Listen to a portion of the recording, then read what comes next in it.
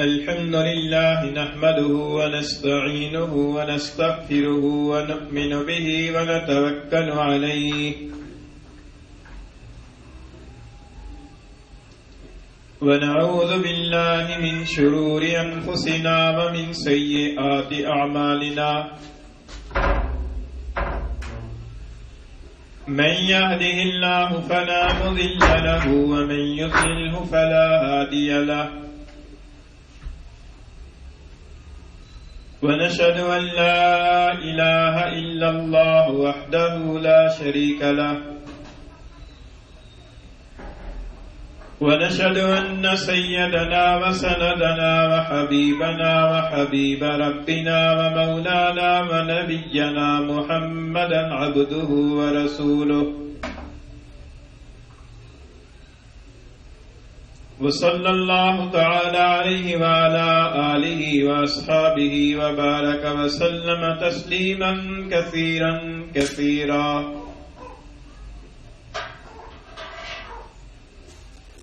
أما بعد فأعوذ بالله من الشيطان الرجيم. بسم الله الرحمن الرحيم. إن الذين يشترون بعهد الله وأيمانهم ثمنا قليلا أولئك لا خلاق لهم في الآخرة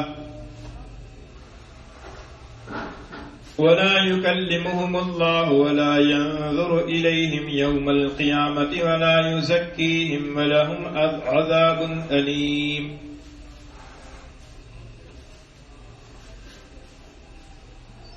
وعن أبي ذر رضي الله تعالى عنه عن النبي صلى الله عليه وسلم قال: ثلاثة لا يكلمهم الله يوم القيامة ولا ينظر إليهم ولا يزكيهم ولهم عذاب أليم.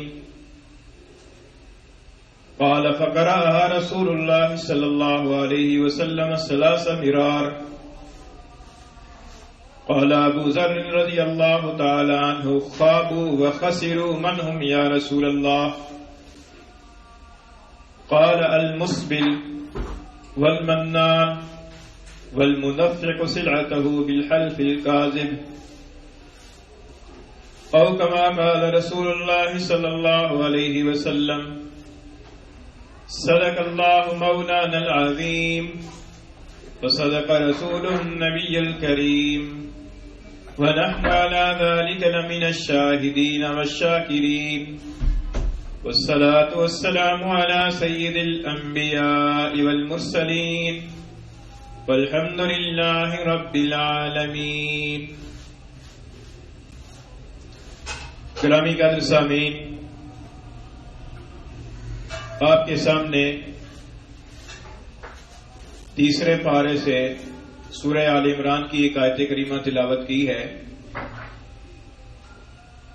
اور حضور اقدس صلی اللہ علیہ وسلم کی احادیث میں سے ایک حدیث شریف جس کو امام بخاری رحمہ اللہ نے صحیح بخاری میں نقل فرمایا ہے، اور جس کے راوی حضرت ابو ذر رضی اللہ تعالیٰ عنہ ہیں، وہ حدیث آپ کے سامنے پڑی ہے. اس آیت کریمہ اور حدیث شریف کی روشنی میں جھوٹ کی مروجہ صورتوں میں سے دوسری صورت جو ہمارے معاشرے کے اندر رائج ہے، اس حوالے سے کچھ باتیں عرض کرنے کا خیال ہے. پچھلے جمعے پر آپ کو یاد ہوگا کہ جھوٹ کی مروجہ صورتوں میں سے ایک صورت یعنی جھوٹی گواہی کا ذکر تھا، اور جھوٹی گواہی کے حوالے سے قرآن و حدیث کی روشنی میں کچھ باتیں عرض کی گئی تھیں. آج جھوٹ کی جس شکل کے بارے میں عرض کرنا ہے وہ ہے جھوٹی قسم. جس طرح جھوٹی گواہی ہمارے معاشرے میں عام ہے، جھوٹ بولنا، جھوٹی گواہی دینا، اسی طریقے سے جھوٹ بولنے کے ساتھ ساتھ جھوٹی گواہی کے ساتھ ساتھ ایک اور صورت پائی جاتی ہے، وہ ہے جھوٹی قسم. یہ جو آیت کریمہ آپ کے سامنے تلاوت کی ہے، اس آیت کریمہ میں اللہ تعالیٰ نے قسم کے بارے میں ارشاد فرمایا، اور حدیث شریف کے اندر بھی رسول اللہ صلی اللہ علیہ وسلم نے جن 3 اشخاص کا ذکر فرمایا ہے کہ وہ خائب اور خاسر ہوں گے، ان میں سے ایک آدمی جھوٹی قسم کھانے والا ہے۔ پہلے آیت کریمہ کا ترجمہ اور تشریح عرض کرتا ہوں۔ اللہ تعالیٰ فرماتے ہیں کہ ان الذین یشترون بعہد اللہ وایمانہم ثمنا قلیلا، کہ بے شک جو لوگ اللہ کے وعدے اور اپنی قسموں کے بدلے میں تھوڑا مول خرید لیتے ہیں، ثمنا قلیلا، تھوڑا مول خرید لیتے ہیں، اولئک لا خلاق لہم فی الآخرہ، ایسے لوگوں کا آخرت میں کوئی حصہ نہیں ہے۔ ولا یکلمہم اللہ ولا ینظر الیہم یوم القیامہ، اور اللہ تعالیٰ ایسے لوگوں سے قیامت کے دن نہ تو کلام فرمائے گا اور نہ ان کی طرف دیکھے گا، ولا یزکیہم، اور نہ ان کو پاک کرے گا، ولہم عذاب علیم، اور ان کے لیے دکھ دینے والا عذاب ہوگا۔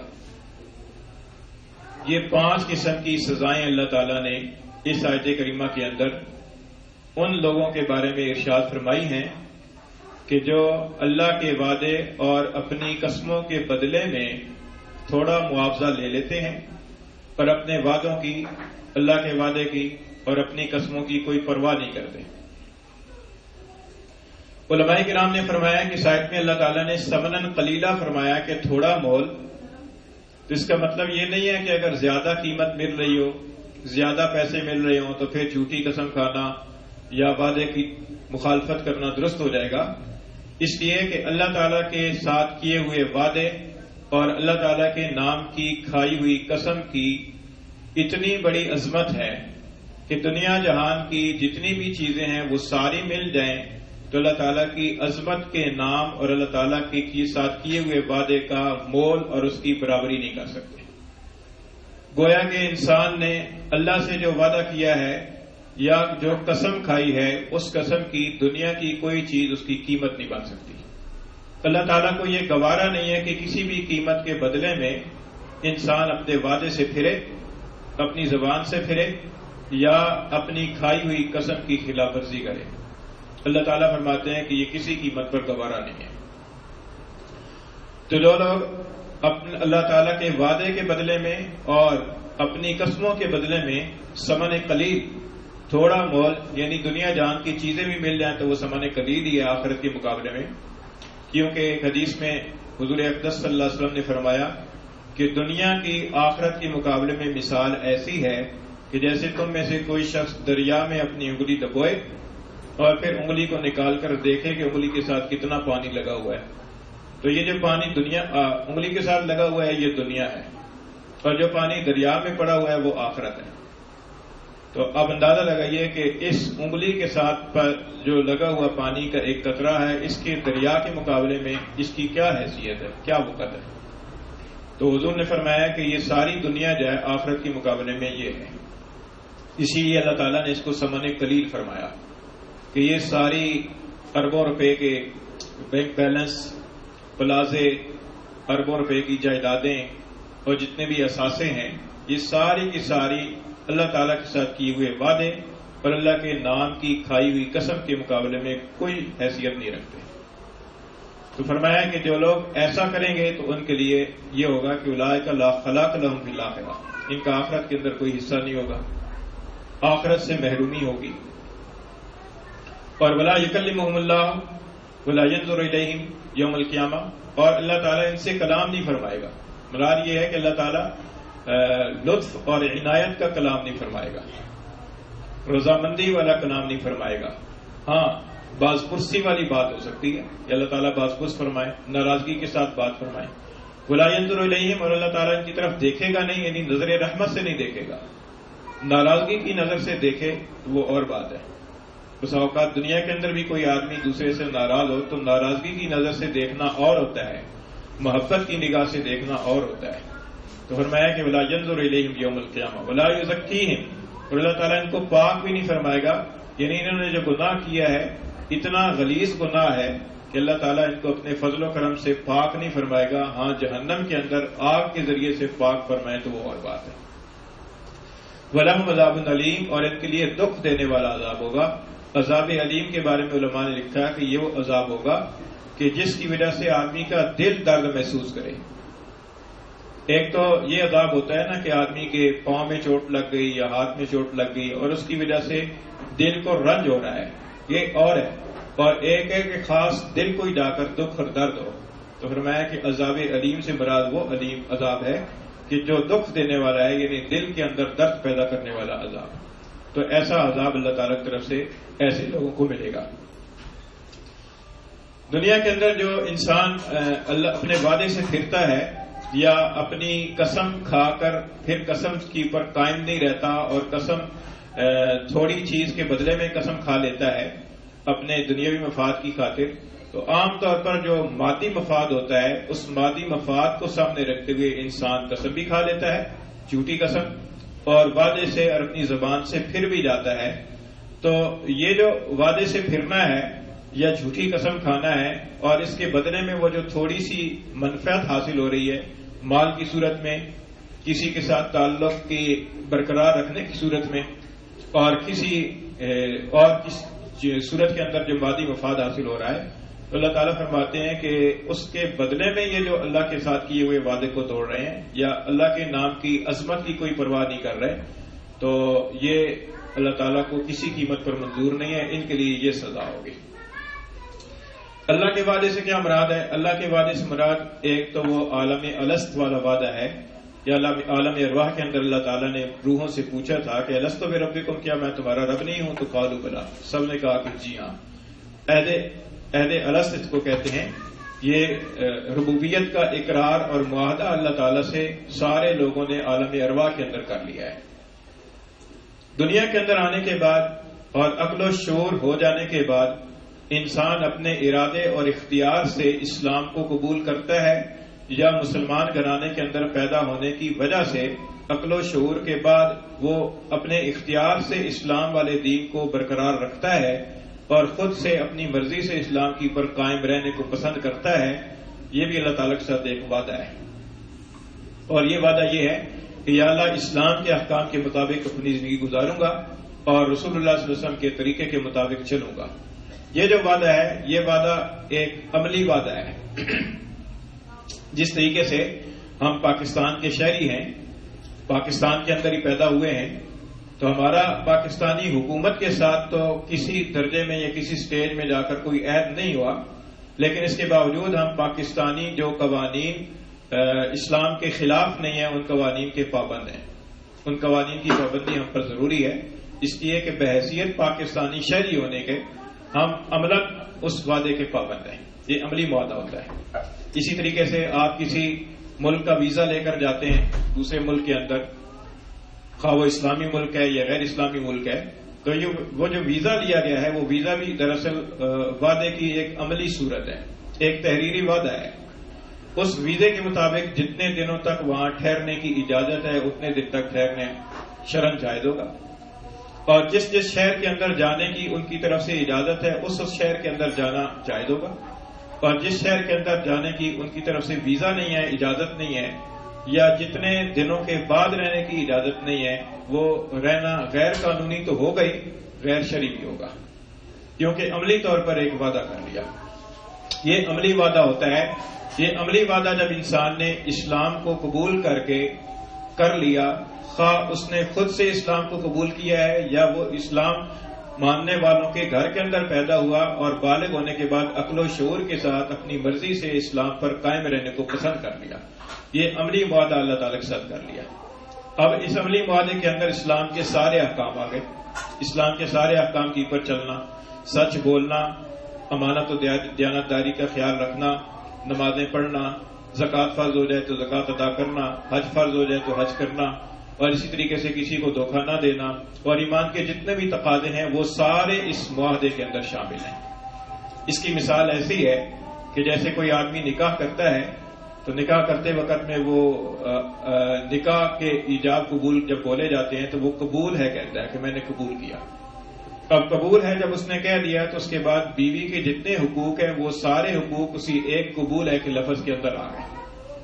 اب بعد میں اگر بیوی کسی حق کا مطالبہ کرے اور وہ کہے کہ میں نے تو یہ قبول نہیں کیا تھا تو اسے یہی کہا جائے گا کہ قبول ہے کے اندر یہ شامل ہے. اسی طریقے سے جب کسی مسلمان نے لا الہ الا اللہ محمد رسول اللہ کے مفہوم کو سمجھ کر کلمہ شہادتین کی تصدیق کو سمجھتے ہوئے شعور کے ساتھ تصدیق کر لی، اب وہ سارے اسلام کے احکام اس کے اندر آ گئے. اب وہ کہے کہ جی میں نے تو قربانی کرنے کا وعدہ نہیں کیا تھا، میں کیوں کروں، تو وہ اس کے اندر شامل ہے. اب وہ کہے کہ نماز پڑھنے کا تو میں نے اقرار نہیں کیا تھا، وہ اس کے اندر شامل ہے. اب وہ کہے کہ رشوت سے بچنے کا تو میں نے اقرار نہیں کیا تھا، وہ اس کے اندر شامل ہے. کیونکہ جب اس نے پڑھ لیا تو سارے احکام جو ہے اسلام کے، کیونکہ لا الہ الا اللہ محمد رسول اللہ یا کلمہ شہادت جو ہے یہ دراصل پورے اسلامی احکام کے قبول کرنے کا ایک عنوان ہے. اصل دین تو ساری زندگی کا ہے. تو اس لیے یہ جو فرمایا اللہ تعالیٰ نے کہ ان الذین یشترون بعہد اللہ وایمانہم، کہ جو لوگ اللہ کے وعدے اور اپنی قسموں کے بدلے میں ثمنا قلیلا تھوڑا مول لے لیتے ہیں، تو یہ اللہ کے وعدے کے اندر یہ سارے احکام شامل ہو جاتے ہیں کہ اللہ کے وعدے کے مطابق اس نے یہ کام کرنے ہیں. اب کوئی آدمی جو ہے نا کسی بھی اسلامی احکام کی خلاف ورزی کرے گا تو اللہ تعالیٰ کے ساتھ کیے ہوئے اس عملی وعدے کی مخالفت کہلائے گی، اور اس کے بدلے میں جو ذاتی مفاد یا سیاسی مفاد یا تجارتی مفاد یا مالی مفاد یا کسی عہدے اور منصب کا فائدہ حاصل کرے گا وہ ثمن قلیل کے اندر داخل ہوگا. فرمایا کہ ان الذین یشترون بعہد اللہ وایمانہم ثمنا قلیلا، وہ ان کے اندر آ جائیں گے. اسی طریقے سے یہ جو ایمان ہے، ایمان اصل میں یمین کی جمع ہے، اور یمین کہتے ہیں قسم کو. اور قسم کی جو اہمیت ہے وہ کس وجہ سے ہے؟ وہ اس وجہ سے ہے کہ قسم کے اندر اللہ تعالیٰ کا نام آ جاتا ہے، اور اللہ تعالیٰ کی ذات اتنی عظیم ذات ہے کہ اللہ تعالیٰ کے نام کی جب عظمت آ جاتی ہے سامنے تو پھر انسان کے لیے جھوٹ بولنا یہ اللہ کے نام کی بے حرمتی ہے.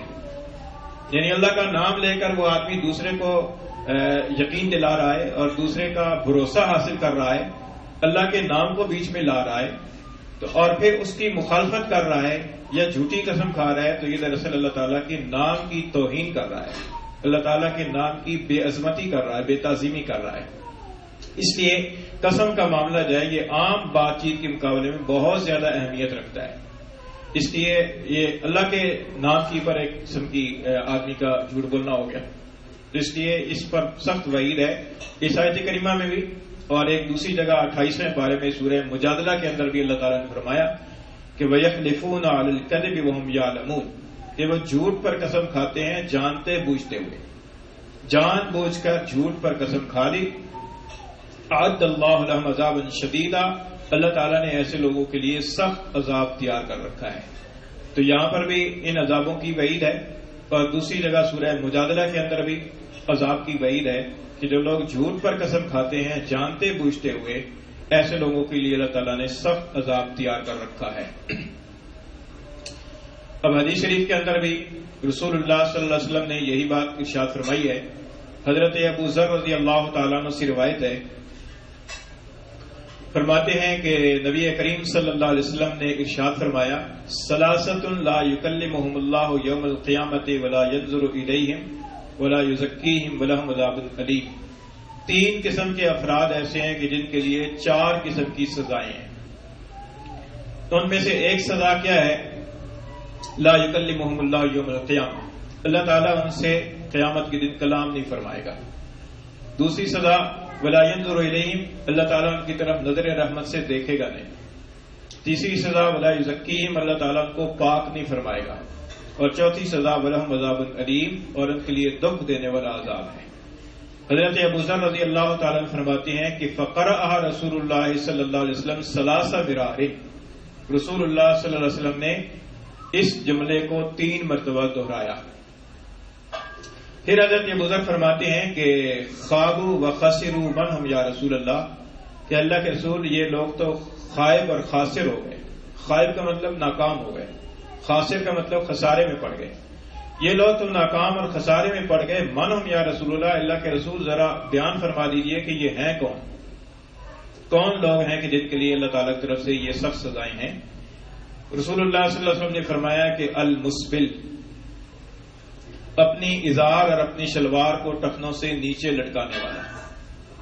مرد کے لیے حکم یہ ہے کہ اپنی شلوار کو ٹخنوں سے اوپر رکھے، خواہ نماز میں ہے خواہ غیر نماز میں. عام حالات میں بھی. لیکن ہماری غفلت ہے اور مسئلے کا کئیوں کو علم بھی نہیں ہے اور علم ہونے کے باوجود دھیان نہیں ہوتا، تو اس حکم کی پر عمل بہت کم ہوتا ہے، حالانکہ یہ بہت اہمیت والا عمل ہے. آج کل ہمارا حال یہ ہو چکا ہے کہ رسول اللہ صلی اللہ علیہ وسلم کے ارشاد پر تو ہم اپنی شلوار کو ٹخنوں سے اوپر کرنے کے لیے تیار نہیں ہوتے، لیکن رواج پڑ جائے تو ہم اپنی شلوار کو گھٹنوں سے بھی اوپر لے آتے ہیں. چنانچہ گرمیوں کے اندر کئی نوجوان گھٹنوں سے اوپر تک پہنا ہوا عام پھرتے ہیں. آپ اندازہ لگائیے کہ ہماری دینی حالت کتنی کمزور ہے کہ ایک رسول اللہ صلی اللہ علیہ وسلم نے جس چیز کی اہمیت ارشاد فرمائی ہے، آپ کے ایک نہیں کئی ارشادات ہیں. ان ارشادات کی بنیاد پر ہم اپنی شلوار کو ٹخنے سے اوپر کرنے کے لیے تیار نہیں ہیں، لیکن رواج پڑ جائے تو گھٹنوں سے بھی اوپر لے جا سکتے ہیں، اور الٹا رواج پڑ جائے تو اب پھٹی ہوئی پینٹ پہننے کا رواج پڑ جائے تو ادھر سے جان کر پھاڑ دیں گے. یعنی یہ ہماری، آپ دیکھیں کہ ہماری سوچ کیسی ہے، یعنی کوئی شعور نہیں ہے کہ ہم نے کیا کرنا ہے. دیکھا دیکھی جو بھیڑ چال چل جاتی ہے اسی مطابق چل پڑتے ہیں. سوچنا چاہیے. اللہ تعالیٰ نے عقل دی ہے، فہم دی ہے، شعور دیا ہے، دین دیا ہے، دینی تعلیمات دی ہیں، قرآن دیا ہے، حدیث دی ہے. اس کے مطابق ہمیں سوچنا چاہیے کہ ہم نے کیا کرنا ہے. تو ایک تو فرمایا کہ اپنی شلوار کو ٹخنوں سے نیچے لٹکانے والا. مردوں کے لیے تو حکم یہ ہے کہ ٹخنوں سے اوپر رکھیں، وہ نیچے رکھتے ہیں. عورتوں کے لیے حکم یہ ہے کہ وہ اپنا سطر نیچے کریں، وہ ٹخنوں سے اوپر رکھیں. لا حول ولا قوت. کیا الٹا زمانہ ہے. عورت تو ہے مردانی اور مرد زنانہ ہے. اب مردوں کو عورت بننے کا شوق چڑھا ہوا ہے، لمبے لمبے بال رکھ کر پیچھے پونی ڈالیں گے، کانوں کے اندر بالیاں ڈال لیں گے، اور جو ہے نا وہ عورتوں جیسی حیت بنانے کی کوشش کریں گے. الٹا زمانہ ہو گیا، الٹی سوچ ہو گئی. تو فرمایا کہ ایک تو المسبل، دوسرا فرمایا کہ والمنان، اور احسان جتلانے والا. صدقہ کیا ہے کسی پر، احسان جتلا رہے ہیں. کسی کا کام کرا دیا ہے، احسان جتلا رہے ہیں. کسی کے ساتھ کوئی مہربانی کر دی ہے، کسی مشکل وقت کے اندر اسے قرضہ دے دیا ہے، اب احسان چڑھا رہے ہیں. اب موقع بے موقع اس کو یاد دلا رہے ہیں. کئی دفعہ ایسی مجلس کے اندر اس کا تذکرہ ایسے انداز سے کیا جاتا ہے کہ اگلا آدمی شرم سے ڈوب جاتا ہے اور کہتا ہے کہ یار اس سے تو بہتر تھا کہ احسان نہ کرتا، مجھ پہ جو احسان نہ کرتے تو یہ احسان ہوتا. یعنی یہ ایسی کیفیت ہو جاتی ہے. اللہ تعالیٰ نے فرمایا کہ لا تبطلوا صدقاتکم بالمن والاذی، اپنے صدقات کو احسان جتلا کر اور تکلیف پہنچا کر ضائع مت کرو. صدقہ کر دیا، اب احسان جتلا رہے ہیں، اب اس کو کسی اور طریقے سے تنگ کر رہے ہیں کہ اس سے کوئی ایسا کام کروانا چاہ رہے ہیں کہ جس پر اس کی طبیعت آمادہ نہیں ہے، اس کی طبیعت پر زور دے رہے ہیں. تو یہ تکلیف پہنچانا ہے، احسان جتلانا ہے. دوسرا فرمایا کہ یہ. تیسرا فرمایا کہ والمنفق صلعته بالحلف الكاذب، اپنے سودے کو چلتا کرنے والا جھوٹی قسم کے ساتھ. جھوٹی قسم کھا کر اپنے سودے کو چلتا کرنے والا. فرمایا کہ یہ بھی ایسا شخص ہے کہ جس کے لیے 3 سزائیں ہیں. بعض شارحین نے اس پر غور کیا ہے کہ رسول اللہ صلی اللہ علیہ وسلم نے اس ایک ارشاد میں ان 3 قسم کے افراد کو جمع کیا ہے، تو ان تینوں افراد کے اندر مشترکہ خامی کون سی ہے، اور وہ پھر اس نتیجے پر پہنچے ہیں کہ مشترکہ خامی جو ہے نا ان تینوں کے اندر وہ تکبر ہے. کیونکہ جو آدمی اپنی شلوار کو ٹخنوں سے نیچے نہیں کرتا، اس سے شرماتا ہے، چھینپتا ہے اور اس کو اپنی شان کے خلاف سمجھتا ہے، یہ اپنے آپ کو بڑا سمجھنا ہے. اور جو آدمی دوسرے پر احسان چڑھا رہا ہے، اس کا مطلب یہ ہے کہ وہ اپنے آپ کو بڑا سمجھتا ہے کہ میں نے بڑا تیر مارا ہے، میں نے بڑا احسان کیا ہے، فلاں کی پر میں نے صدقہ کیا ہے. وہ اپنے آپ کو عالی سمجھ رہا ہے اور دوسرے کو حقیر سمجھ رہا ہے. اور یہ جو جھوٹی قسم کھا کر سودا بیچنے والا ہے، یہ اپنی چیز کو عالی بیان کر رہا ہے، اپنی چیز کی اہمیت اور اس کی ویلیو بڑھانے کے لیے اللہ کے نام کی عظمت کی بھی کوئی پرواہ نہیں کر رہا. تو ان کے تینوں کے درمیان میں قدر مشترک یہ ہے کہ یہ تینوں کبر کے اندر مبتلا ہیں. کبر کا انداز الگ الگ ہے، لیکن بنیادی جو ان کے اندر مرض ہے وہ کبر اور تکبر کا ہے. تو اس سے یہ پتہ چلا کہ کبر اور تکبر کے رنگ بہت سارے ہوتے ہیں، بہت ساری صورتیں اور مختلف رنگ ہوتے ہیں تکبر کے. تو یہ بھی ایک تکبر کی یہ 3 صورتیں بیان فرمائی گئی. تو فرمایا تیسری قسم والا فرد وہ ہے کہ جو جھوٹی قسم کھا کر اپنا سودا چلتا کرنے والا، بیچنے والا ہے. یہ تو وعید ہو گئی. اب ہمارے معاشرے کے اندر جھوٹی قسمیں کھانے کی جو صورتیں رائج ہیں ان میں سے ایک صورت تو عدالتوں کے اندر چلتی ہے کہ اپنے حق میں فیصلہ کرانے کے لیے خواہ اپنا حق بنتا ہے یا نہیں بنتا، لیکن فیصلہ اپنی مرضی کا کرانے کے لیے جھوٹی قسم کھانی پڑے اس کے لیے تیار ہے. جرگے اور پنچایت کے اندر اپنی ناک اونچی رکھنے کے لیے، اپنے جھوٹ کو سچ بنانے کے لیے، اپنے جھوٹ پر پردہ ڈالنے کے لیے جھوٹی قسم کھانی پڑے تیار ہے. ایک اس کی صورت یہ ہے کہ فریقین کے درمیان میں جھگڑا ہو گیا، اس جھگڑے کے اندر ایک آدمی ناحق پر ہے، ناحق پر ہونے کے باوجود وہ یہ چاہتا ہے کہ فیصلہ میرے حق میں ہو، اور ایسی صورت کے اندر کہ میری ناک اونچی رہے وہ جھوٹی قسم کھا لیتا ہے. ایک صورت یہ ہے. ایک صورت یہ ہے کہ میاں بیوی کے درمیان میں جھگڑا ہو گیا، طلاق ہو گئی. طلاق ہو جانے کے بعد اب میاں پچھتانے لگا اور اسے احساس ہوا کہ بیوی ہاتھ سے نکل رہی ہے. بیوی کو بچانے کے لیے اس نے رجوع کیا. بیوی کے اندر کچھ دینداری تھی یا بیوی کے گھر والوں کے اندر کچھ دینداری تھی. انہوں نے کہا کہ جب تک کوئی فتویٰ نہ آ جائے، تب تک کوئی مسئلہ نہ واضح ہو جائے، ہم رجوع کے لیے تیار نہیں ہیں. مفتی کے پاس پہنچے. اب پتہ چلا کہ اگر میرا جو بیان سچا ہے اس کے مطابق پوچھیں تو جواب ایسا ملے گا کہ جو میری مرضی کے مطابق نہیں ہوگا. اب وہاں پر اپنا بیان غلط لکھوا دیا، بیان غلط دیا. اب غلط بیان کے پر اس کو سچا بنانے کے لیے قسم کھا لی تاکہ فتویٰ میری مرضی کا آئے. تو یہ بھی جھوٹی قسم کھانے کی ایک صورت ہے جو ہمارے معاشرے میں چلتی ہے. کسی سودے میں کوئی بات چیت ہو رہی ہے اور اپنی چیز کو بکوانا ہے، لیکن اگر اس کے سامنے، گاہک کے سامنے جھوٹ نہ بولیں، جھوٹی قسم کھا کر اسے مطمئن نہ کریں، اس وقت تک وہ زیادہ قیمت دے کر اس چیز کو خریدنے کے لیے تیار نہیں ہوتا. اپنی چیز کو بیچنے کے لیے قسم کھا لیتے ہیں اور وہ قسم جھوٹی ہوتی ہے. اس طرح کی صورتیں ہمارے معاشرے کے اندر چلتی ہیں. اچھا، یہ جو فیصلے ہیں، عدالتی فیصلے یا مفتی کے فتوے ہیں، ان کے اندر ایک بات یہ یاد رکھنے کی ہے کہ اگر کسی کی جھوٹی قسم یا جھوٹی گواہی کے نتیجے میں عدالت نے فیصلہ دیا اس کے حق میں یا مفتی نے فتویٰ دیا اس کے حق میں، اور وہ اندر سے یہ سمجھتا ہے کہ میں غلطی پر ہوں، تو مفتی کے فتوے یا عدالت کے فیصلے کی وجہ سے وہ چیز اس کے لیے حلال نہیں ہوگی. ایک واقعہ آتا ہے حدیث شریف کے اندر کہ رسول اللہ صلی اللہ علیہ وسلم کی خدمت کے اندر 2 آدمی حاضر ہوئے. ایک حضرموت کا تھا اور ایک کندی قبیلے کا تھا. تو جو حضرمی شخص تھا اس نے آ کر کہا کہ میری ایک زمین ہے کہ جس کی پر اس نے قبضہ کیا ہوا ہے، کندی نے. تو رسول اللہ صلی اللہ علیہ وسلم نے اس کندی سے پوچھا، یہاں بھی بتاؤ، دوسرے سے بھی پوچھنا چاہیے کہ اس کا کیا بیان ہے، ایک طرف سے سن کر فیصلہ کرنے کی اجازت نہیں ہے. تو کندی نے کہا جی کہ یہ زمین تو میری ہے، میرے آبا و اجداد سے چلی آ رہی، میں اس پر کھیتی باڑی کر رہا ہوں. تو رسول اللہ صلی اللہ علیہ وسلم نے حضرمی سے پوچھا کہ تیرے پاس گواہ ہیں؟ اس نے عرض کیا کہ گواہ تو نہیں ہے. تو پھر رسول اللہ صلی اللہ علیہ وسلم نے فرمایا کہ آپ کو اس سے قسم لینے کا حق ہے. حضرمی نے کہا کہ اللہ کے رسول جھوٹا آدمی ہے، بازاری شخص ہے، قسم کی اس کے نزدیک ویلیو ہی کوئی نہیں ہے، قسم کھا لے گا. رسول اللہ صلی اللہ علیہ وسلم نے فرمایا کہ بس اس سے زیادہ آپ کو حق نہیں ہے. اگر وہ قسم کھا لیتا ہے تو قسم کھا لینے کے بعد ظاہری فیصلہ اسی کے حق میں ہو جائے گا.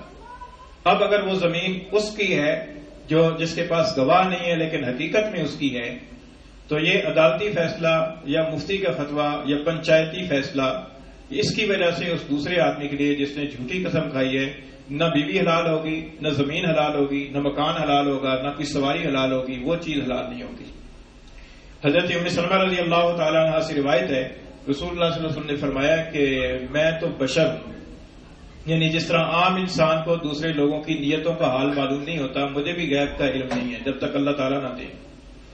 اور تم میرے پاس اپنے جھگڑے لے کر آتے ہو اور تم میں سے کوئی ایک آدمی جو ہے نا وہ اپنا بیان بتانے کے اندر زیادہ ذہین فتین ہوتا ہے اور بڑی چالاکی کے ساتھ اور ہوشیاری کے ساتھ بات کرتا ہے، اور دوسرا آدمی جو ہے نا وہ اس طریقے سے بات نہیں کر سکتا. ہوتے ہیں بعض لوگ بات کرنے میں کمزور ہوتے ہیں، بعض باتوں کے بڑے تیز ہوتے ہیں، باتوں میں اگلے کو گھیر لیتے ہیں اور شیشے میں ڈال لیتے ہیں. تو فرمایا کہ تم میں سے کوئی ایسا بھی ہوتا ہے، تو خبردار اگر میں نے کسی ظاہری بیان کی وجہ سے کسی کے حق میں کوئی چیز کا فیصلہ کر لیا اور وہ حقیقت میں اس کی نہیں ہے، تو یاد رکھو کہ وہ پھر میں اسے جہنم کا ایک ٹکڑا دے رہا ہوں، وہ اس کے لیے حلال نہیں ہوگی. تو اس سے اندازہ لگائیے کہ جھوٹی قسم کھانے کی وجہ، جس مفاد کی خاطر جھوٹی قسم کھائی ہے کہ بیوی میرے نکاح کے اندر برقرار رہے یا وہ فلاں چیز میری ہو جائے، وہ تو جھوٹی قسم کھانے کے باوجود بھی اس کی نہیں ہوگی، حلال نہیں ہوگی، اور جھوٹی قسم کا جو وبال ہے وہ اس کی اوپر الگ سے سر پہ رہے گا. تو یہ جھوٹی قسمیں، اور جھوٹی قسم کے الفاظ کیا ہوتے ہیں؟ یہ خدا کی قسم، اللہ کی قسم، واللہ باللہ تاللہ، اس طرح کے الفاظ. خدا کو حاضر ناظر کر کے کہہ رہا ہوں، لا الہ الا اللہ محمد رسول اللہ، یہ بات ایسے ہے. اللہ کو حاضر ناظر کر کے کہہ رہا ہوں، خدا گواہ ہے کہ میں یہ بات ایسے، خدا شاہد ہے ایسے ہی ہوا ہے. اس طرح کے جو الفاظ ہوتے ہیں نا، یہ سارے الفاظ یہ قسم کے الفاظ ہوتے ہیں. اس طرح کا لفظ اگر کوئی آدمی کہہ کر کوئی بات کر رہا ہے اور وہ بات کے اندر جھوٹا ہے تو سمجھو کہ جھوٹی قسم ہے، اور جھوٹی قسم کا بہت سخت وبال ہے. اللہ تعالیٰ میں عمل کی توفیق.